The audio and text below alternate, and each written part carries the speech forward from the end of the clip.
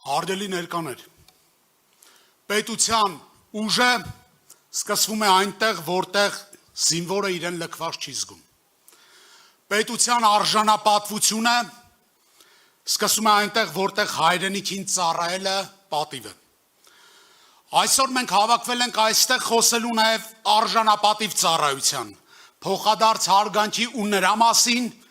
թե ինչպիսի ապագա ենք ցանկանում կառուցել միասին մեր զինված ուժերում։ Մեզ փորձում են համոզել, թե թուլությունը խաղաղություն է բերում, թե ազգային արժանապատվությունը շքեղություն է, իսկ մեր անվտանգությունը կարելի է փոխարինել ժամանակավոր ու կեղծ հանգստության հետ։ Մեզ ասում են, որ մենք չենք կարող որոշել մեր ճակատագիրը, բայց մենք պարտավոր ենք ինքներս մեզ հարց տալ. ինչպես կարող ենք կառուցել ուժեղ պետություն, եթե մեր երիտասարդը ծառայություն է գնում ոչ թե վստահությամբ, այլ հաճախ անվստահությամբ։ Արժանապատիվ ծառայությունը պետք է լինի ազգային արժեք մի երկրի համար, որը գտնվում է բարդ տարածաշրջանում եւ ամեն օր կանգնած է անվտանգության մարտահրավերների առաջ։ Անվտանգությունն ու պաշտպանությունը յուրաքանչյուր պետության ողնաշարն են, իսկ նրանք, ովքեր անառիկ են պահում մեր հայրենիքը, ստեղծում են ուժեղ Հայաստանի ապագա հիմքը։ Մենք ունենք հստակ պատկերացում, թե ինչպիսի բանակ ենք ուզում կառուցել։ Այնպիսի բանակ, որտեղ սպայակազմը ոգևորող է, ոչ թե պարտադրող։ Այնպիսի բանակ, որտեղ ծառայել է պատիվ է եւ հպարտություն։ Այնպիսի բանակ, որտեղ զինվորը հայտնվում է ոչ թե այն պատճառով, որ ուրիշ ընտրություն չուներ, այլ քանի որ դա կոչում է։ Եվ այնպիսի բանակ, որտեղ սպաներն ու զինվորները չեն դառնում քաղաքական ձախողումների մեղավոր։ Սա է մեր նպատակը։ Եվ այդ ճանապարհը ունի 3 հենասյուն. պատիվ, պատասխանատվություն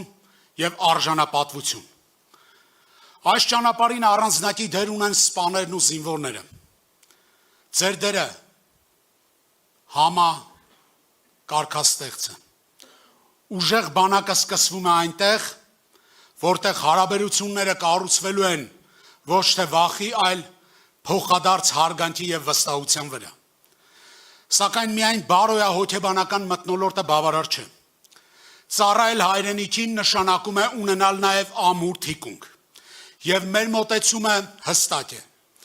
Ծառայությունը պետք է լինի արժանապատիվ ոչ միայն խոսքով, այլև պայմաններով։ Սա նշանակում է, որ մենք պարտավոր ենք ապահովել ոչ միայն բարոյական գնահատանք, այլև ամուր սոցիալական եւ ֆինանսական թիկունք։ Այսօր կա մի շատ հստակ խնդիր։ Զինծառայողը հաճախ իր ծառայությունն իրականացնում է սոցիալական եւ ֆինանսական անորոշության պայմաններում։ Իսկ ծառայությունից հետո շատ երիտասարդներ տուն են վերադառնում առանց հստակ կրթական, մասնագիտական ու բնակարանային հեռանկարների։ Սա միայն սոցիալական հարց չէ։ Սա նաև ազգային անվտանգային հարց է։ Մեր լուծումն էլ է հստակ։ Ժամկետային զինծառայողը պետք է ունենա արժանապատիվ նվազագույն աշխատավարձ, ինդեքսավորված նվազագույն աշխատավարձին, որպեսզի ծառայության ընթացքում իր ընտանիքը չկանգնի սոցիալական խնդիրների առաջ։ Ծառայությունից հետո պետությունը պետք է ապահովի անվճար բարձրագույն կամ մասնագիտական կրթության իրական հնարավորություն, որպեսզի ծառայությունը լինի ոչ թե դադար, այլ ներդրում ապագայի մեջ։ Մեր վետերանները եւ նրանց ընտանիքները պետք է ունենան պետության կողմից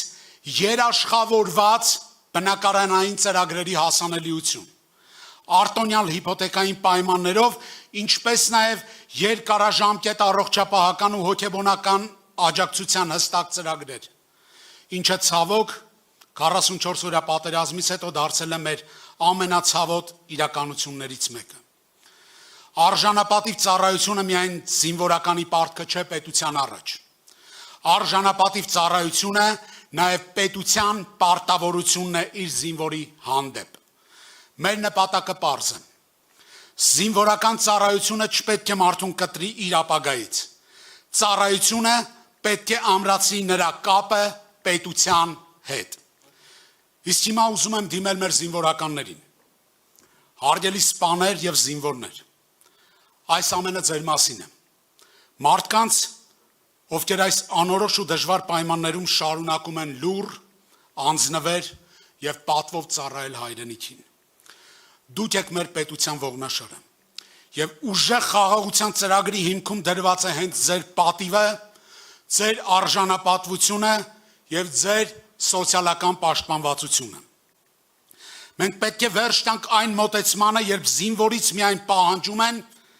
բայց փոխարենը բավական ու բավարար աջակցություն չեն տրամադրում։ Արժանապատիվ ծառայությունը մեզ համար պարզապես կարգախոս չէ։ Դա հանձնառություն է, դա քաղաքական կամք է, դա պետության պարտավորությունն է։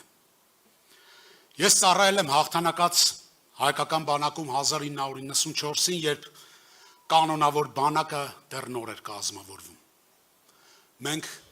ուժեղ էինք։